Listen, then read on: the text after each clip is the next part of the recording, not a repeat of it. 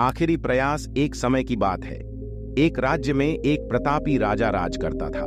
एक दिन उसके दरबार में एक विदेशी आगंतुक आया और उसने राजा को एक सुंदर पत्थर उपहार स्वरूप प्रदान किया।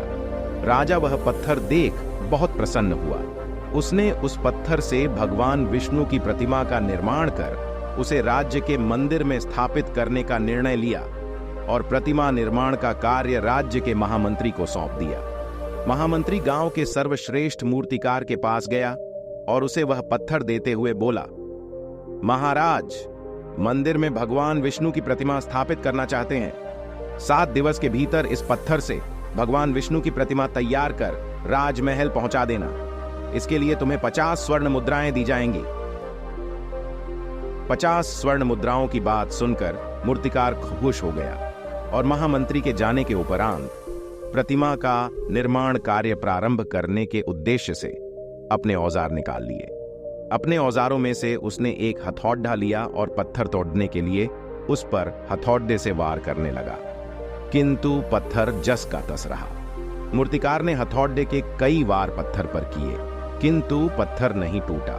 50 बार प्रयास करने के उपरांत मूर्तिकार ने अंतिम बार प्रयास करने के उद्देश्य से हथौड़ा उठाया, किंतु यह सोचकर हथौड़े पर प्रहार करने के पूर्व ही उसने हाथ खींच लिया कि जब 50 बार वार करने से पत्थर नहीं टूटा तो अब क्या टूटेगा।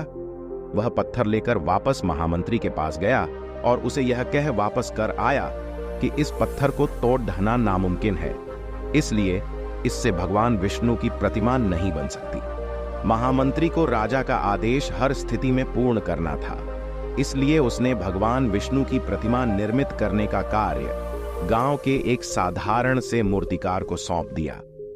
पत्थर लेकर मूर्तिकार ने महामंत्री के सामने ही उस पर हथौड़े से प्रहार किया और वह पत्थर एक बार में ही टूट गया। पत्थर टूटने के बाद मूर्तिकार प्रतिमा बनाने में जुट गया। इधर महामंत्री सोचने लगा कि काश पहले मूर्तिकार ने एक अंतिम प्रयास और किया होता तो सफल हो गया होता और 50 स्वर्ण मुद्राओं का हकदार बनता। सीख मित्रों, हम भी अपने जीवन में ऐसी परिस्थितियों से दो चार होते रहते हैं। कई बार किसी कार्य को करने के पूर्व या किसी समस्या के सामने आने पर उसका निराकरण करने के पूर्व ही हमारा आत्मविश्वास डगमगा जाता है और हम प्रयास किए बिना ही हार मान लेते हैं। कई बार हम 1-2 प्रयास में असफलता मिलने पर आगे प्रयास करना छोड़ देते हैं, जबकि हो सकता है कि कुछ प्रयास और करने पर कार्य पूर्ण हो जाता या समस्या का समाधान हो जाता। यदि जीवन में सफलता प्राप्त करनी है तो बार बार असफल होने पर भी तब तक प्रयास करना नहीं छोड़ देना चाहिए जब तक सफलता नहीं मिल जाती।